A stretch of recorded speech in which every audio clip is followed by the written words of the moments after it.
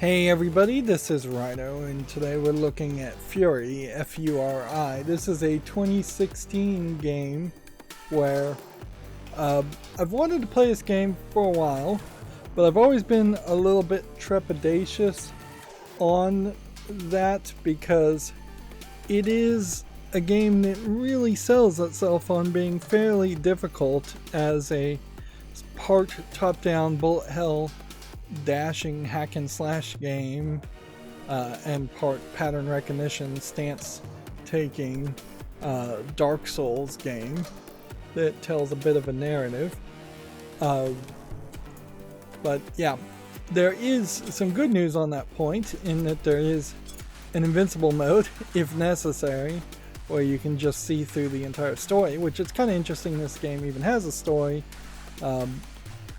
as you take on a gauntlet of bosses. That's all this really is. It's a boss rush game. It's just really difficult bosses. And for my poor arthritic fingers, this could turn into a big mistake. So I've also intentionally not bought the new character DLC. So if I do manage to get all the way through this game and enjoy it, I may come back to the game later, whereas normally I try to own all the DLC first. There aren't a lot of options and everything is pretty much at its max for me. I don't think that for my computer that would really be any real problem, but I could see certainly going crazy with the graphics and then dropping frames, and this is definitely not a game that should drop frames in any ways.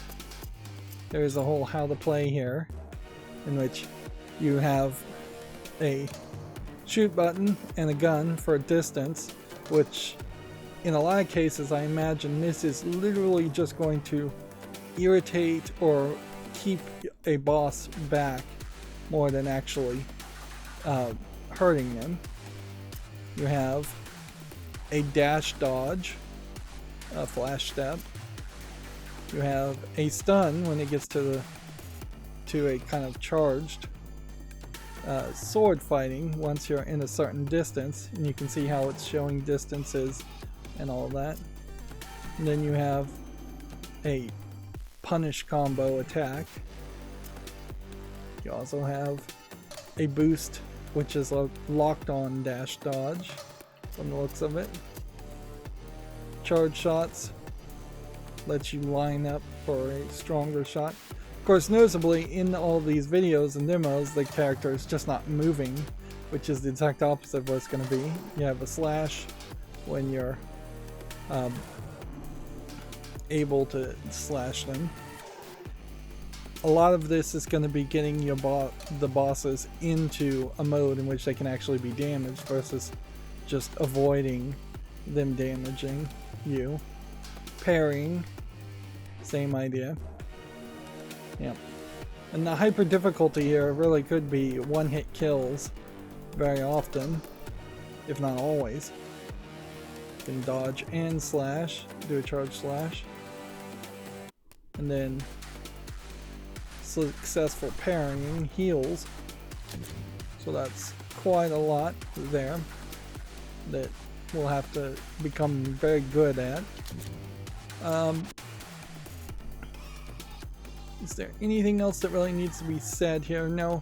You're going to have kind of a subtle storyline told you in between each fight, and so it's your mileage as far as the story mode may drastically vary based on whether it takes you one attempt to beat a boss versus it taking you 100 attempts to beat a boss. If it takes you 100 attempts and you've been working at one boss for hours and hours, you're probably going to be so frustrated that you don't even remember what the story was. Alright. So the classic protagonist is balanced and efficient, ideal for the first dive, whereas this Onimusha character I think is DLC, so let's see what happens when I hit A. It's just faded out. Yeah. Yeah. This is the DLC.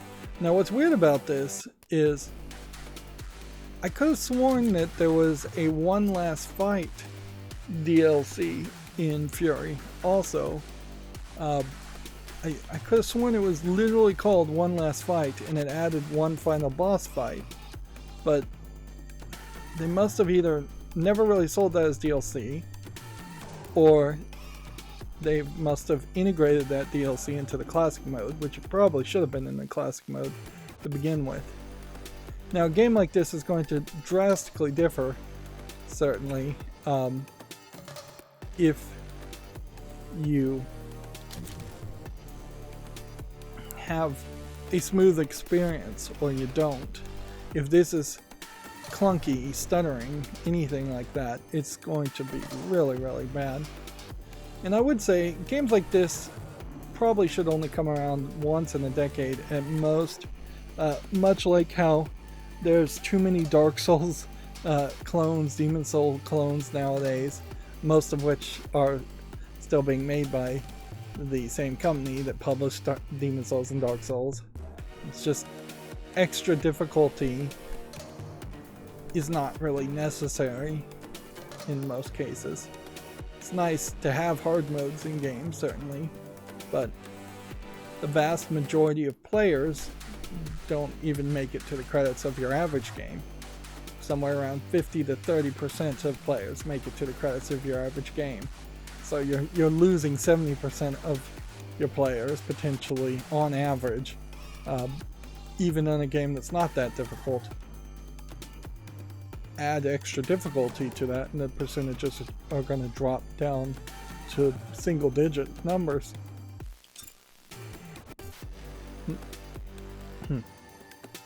So then we get to the difficulty settings, since I was just talking about that. We can play as Promenade. Anybody will be able to enjoy the universe and story, but the game will be much shorter and very easy. Does not unlock Furier difficulty and the speedrun mode. Or, so you basically have to play Furi mode. The game is balanced to be challenging and demanding. It's going to be tough, but you will enjoy the adrenaline of combat. Difficulty can be changed to Promenade after game over. And then Furier, True Challenge of the Masters, unlocks after finishing the game once. So you basically have to play Furi mode or go get a save file that unlocks Furier mode to play on the True Challenge. And I wonder if that One Last Fight is only available in Furier mode. And I also wouldn't be surprised if there's even a Furiist mode that they're not even mentioning that unlocks when you beat it on Furier.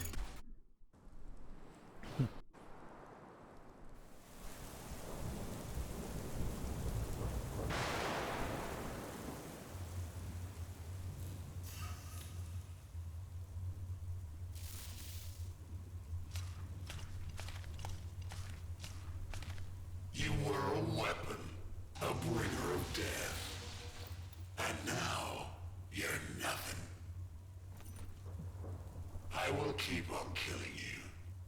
Again and again. I am your future. An eternity of slow, painful deaths. I hear thunder. Pitter patter. Time to wake up. I'm not going anywhere. I'm staying right here with you. Shake your head. Nod your head. It's time to go. See what they did to you? Pull yourself together. Get out of prison.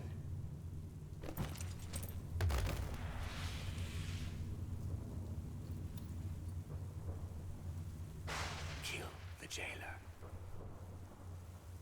Fight for your freedom.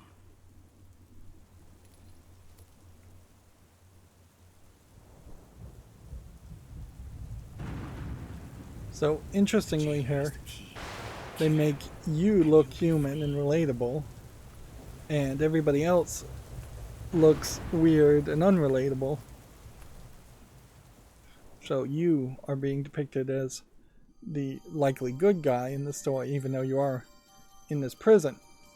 When you said nod your head, I almost thought it was going to have me move the right stick up and down, but that really would have been a gimmick. So, and I would say that cutscene, even there, I saw some screen tearing in that cutscene, which I wouldn't be surprised if there aren't that many cutscenes in the game. And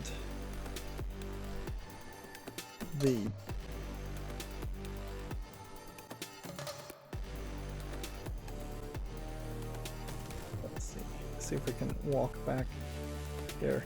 The controls here are incredibly wonky, like just to go around that section. But that's the thing, is that they don't even care about this walk and talk section. They just want you to hit A and auto walk, and then he'll just make it a cinematic walk and talk sequence.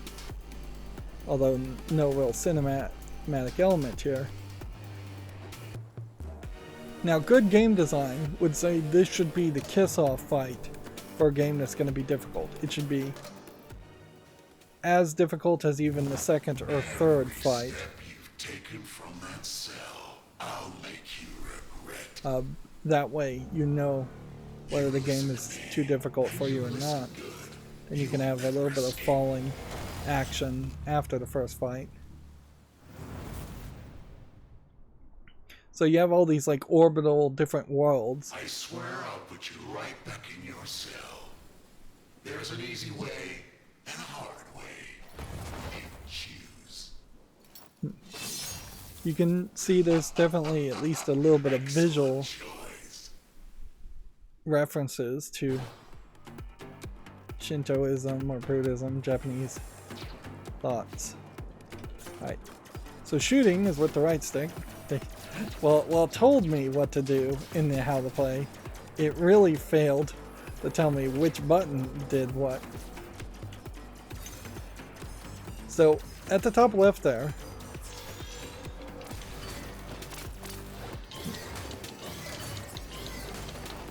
I'm not doing this anywhere fast enough. The top left there is your life bar, but I'm not sure that means as much as it would seem. Like, you really got to hit these probably at the white glow.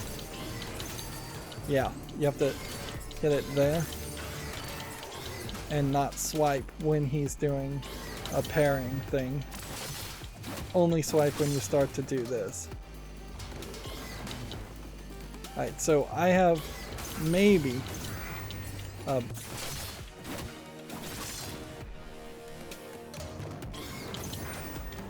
when it explodes, that's when you do the punish with the X. I was hoping you'd try to get out, so I have can hurt you real bad. maybe 3 bars. Clearly the jail is being described as being very sadistic, but noticeably he is not really taking any damage here. So unless I'm trying to keep him back, this is just not like the right move to do. I don't even know what the dash is. No, it wants me to do a charge shot. And for the most part, you have to aim it right to get him down. And he has, even as the jailer, each little square at the bottom there is an indication of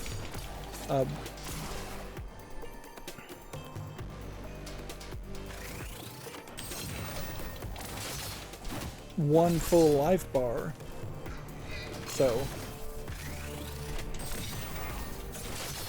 he has like 7 life bars where I have only 3. And I do think pretty quickly you are going to run into a situation where entire attacks, if not every attack,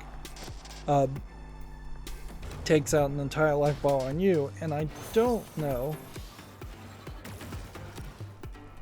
Okay. A is the dash. And I think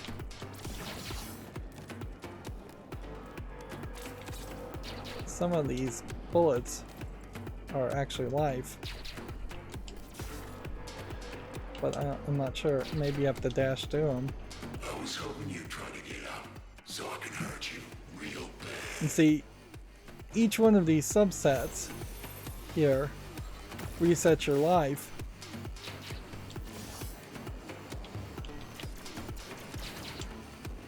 Yeah. So each one is kind of a checkpoint.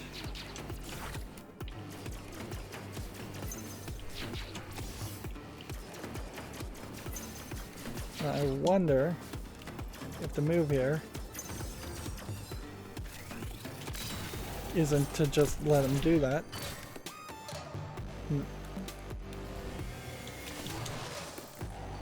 Large swing attacks here. And they have quite a large amount of defenses against just a more random natural input that you'd want to. This is all very much a case where you have to parry the way it wants you to parry and attack when with the type of attack it's planning for. So it's all very controlled, at least at this first fight. Those shocks in the cell, they really hurt, don't they? Well, that was nothing. I'm gonna teach you some real pain. He's just like totally shielded. So yeah, now he's doing like 2 damage. It feels like we may be getting to the point where I'm more free to just attack.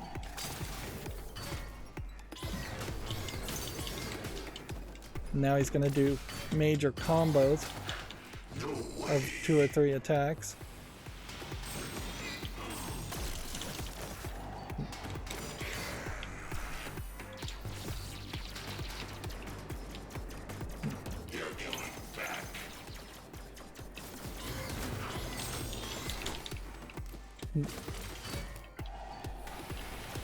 In a lot of cases, it is a case that the controllers are barely using all the buttons, but in a case like this, you really have to be on the ABXY quite a bit.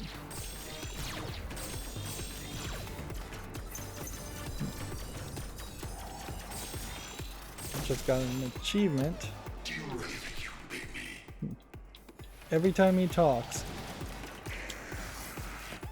that is me hitting him.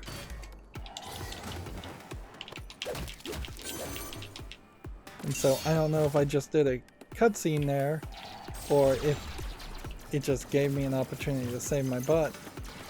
I think it actually gave me an opportunity to save my butt because I screwed up. And I can already tell that there are just some elements here that I'm not particularly that good with. Unlike a lot of games, I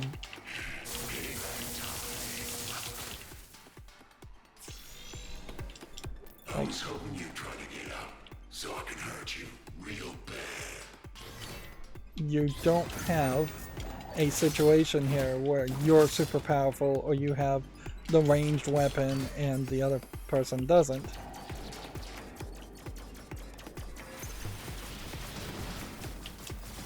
I think the game also probably doesn't let me refill my health bars per fight.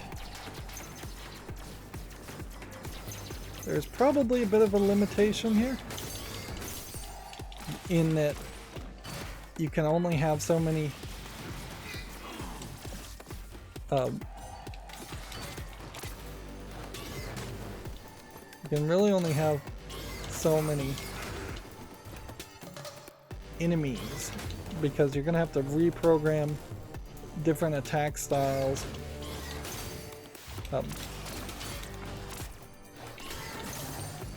You're gonna end up getting a little too repetitive if you're not careful. And it seems like at some point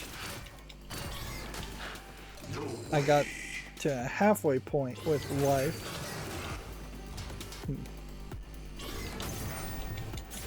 Got another achievement. You're gonna run back to your cell and beg me to look you up. And see, now that we're back at a checkpoint, all my life bars are reset. Now noticeably, you have to parry, whether you want to or not, or need to or not, because if you don't parry, he's going to do massive damage on you.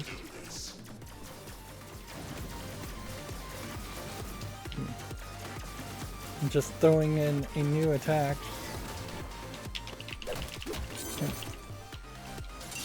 And I think the wiggle here probably only ends up reducing your damage, but I don't think it creates zero damage.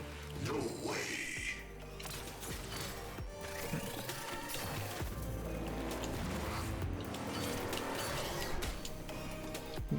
I will bring you back every time. It's what I do. See, I think in that case, I literally just lost. And that's just a yet another animation of what happens when you lose the round. Come back here. I will take you down. It is kind of funny to have a round system in a boss rush.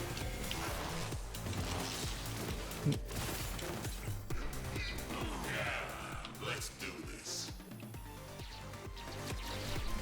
The game, though, is definitely creating a situation where you have to be on the ball per fight, and you have to find new opportunities. The game's not going to just let you hit them.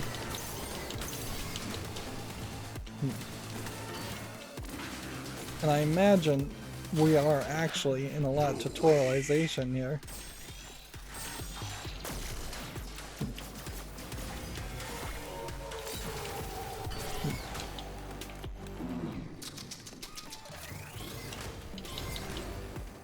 Yeah.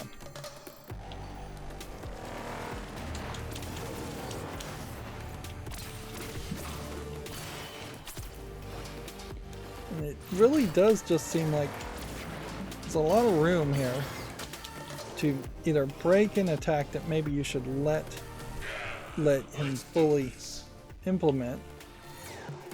And see, once you're in this ring, you're in that sword mode.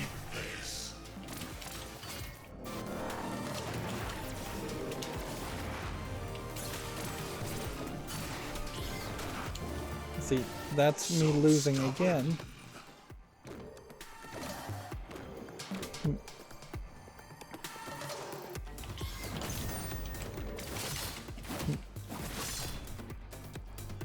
I don't feel like the game is gonna let me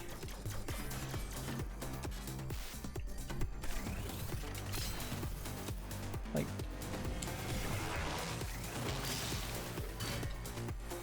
it might very well be smart to do a charged attack.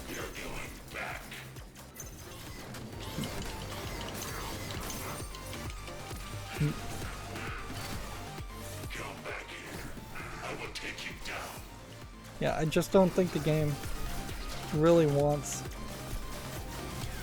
to ease up at any point. Either you're going to play on this mode, that's the high difficulty mode, or you're going to give up completely.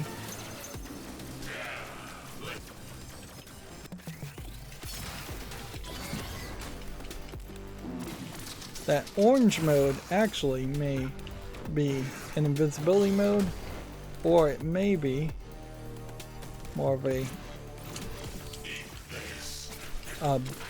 mode that means you have to go into the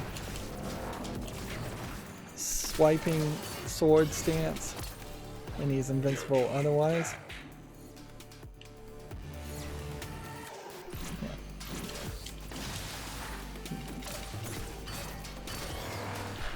No way. It definitely, I guess you can dash instead of parry. If you want to try that. There, I finally got to another round. And that gets me 1 life bar pip, not all 3. Come back here. I will take you down. So, this is going to straight up come down to, can you do enough damage to wear him down a little bit. This is a multicolored life bar situation, so get the blue down, and maybe that's a stamina thing, but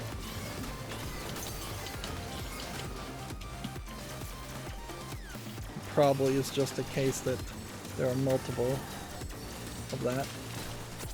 Yeah, I think the orange, I wish more of this was explained.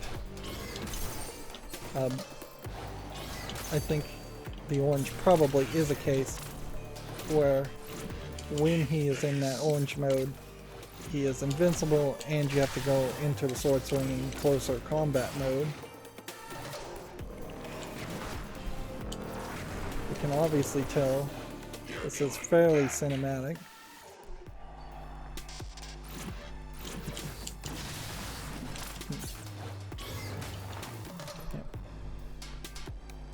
So you just really can't do anything at all. You gotta wait till he attacks, and his patterns are expanding.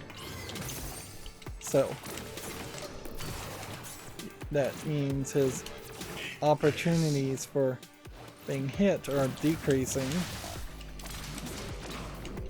It's a pretty hot open window when there's a window, but it's very easy to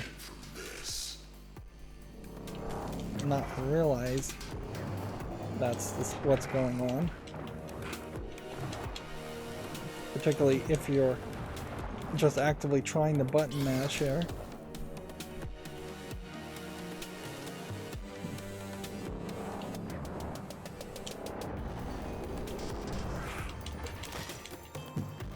Another round. We may have 1 or 2 rounds left. There is no way you can defeat me.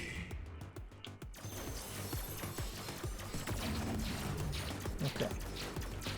Bullet hell scenario.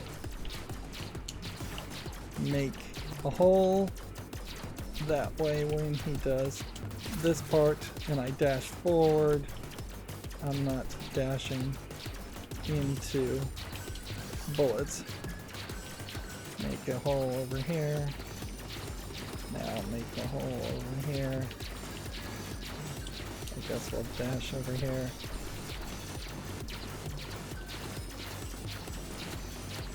Question here is, do we have to wait to get to this point?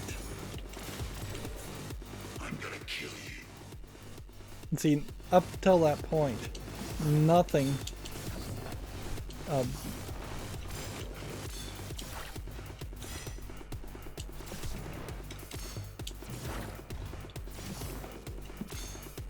he's just like straight up invincible, and that's what orange means. So No way.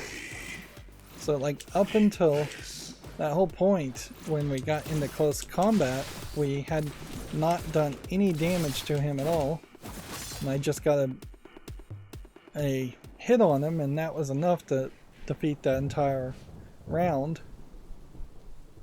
And I guess he doesn't have another life bar.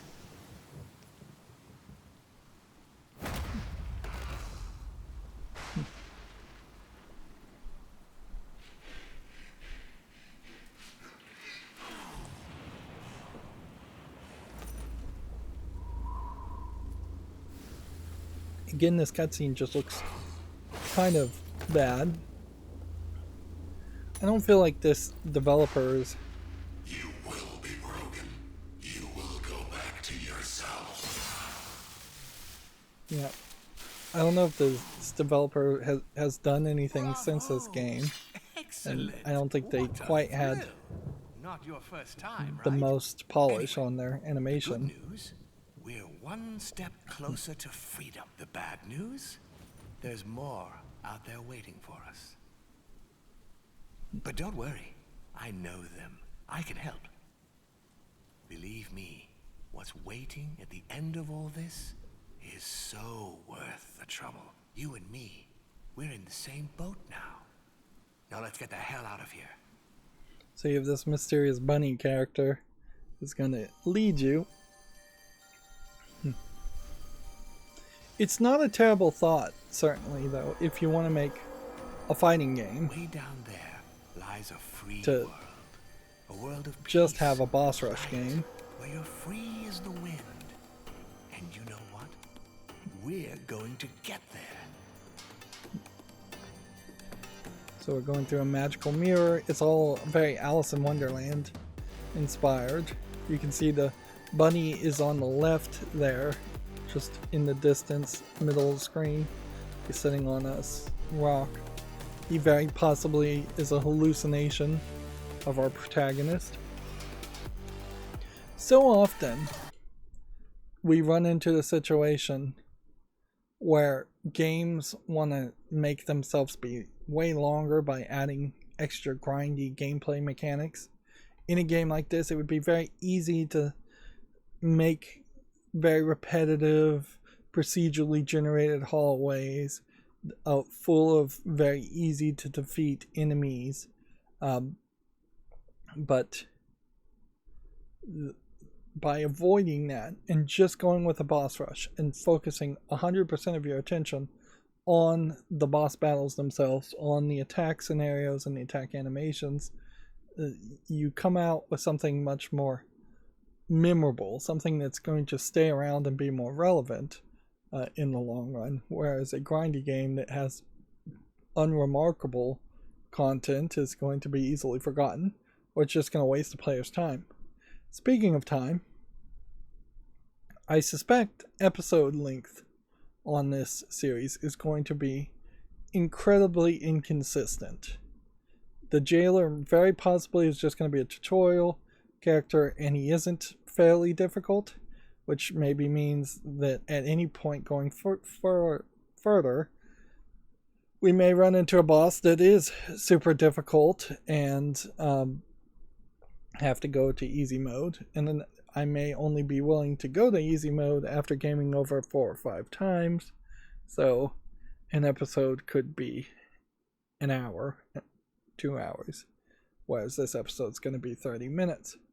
That being said, even now I can feel a little bit of wear and tear in my thumbs after 30 minutes of constant button pressing and analog stick pressing.